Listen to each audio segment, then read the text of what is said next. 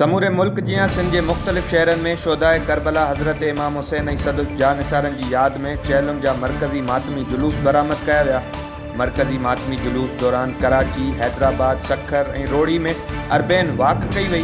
चेलम जा मातमी जुलूस हैदराबाद, उडेरोलाल, मांजन, ठठो, कंबर, गंबट, भिटशा, कंडियारो, ठकराटू, नवाबशाह, दोदापुर, गाड़ो, दादू, मेहरापुर, मेहड़ ऐं ॿियनि इलाइक़नि में बरामद कया विया। मातमी जुलूसनि जो सिलसिलो सुबुह 8 बजे खां शुरू थी वियो। जुलूसनि दौरान ज़ुलजना, ताबूत ऐं मुख़्तलिफ़ तबरुकात समेत अलम पाक बरामद कया विया। जॾहिं त मुख़्तलिफ़ शहरनि में थींदड़ मशी दौरान मोमिननि पारां सबील ऐं न्याज़ नंगर जो एहतमाम कयो वियो। जुलूस में मुख़्तलिफ़ अंजुमननि पारां नुआखानी ऐं ज़ंजीर ज़नी कई वई। जुलूस दौरान सिक्योरिटी जा इंतज़ाम सख़्त कया विया। जुलूस में मर्द औरतुनि समेत ॿारनि वॾे अंग में शिरकत कई।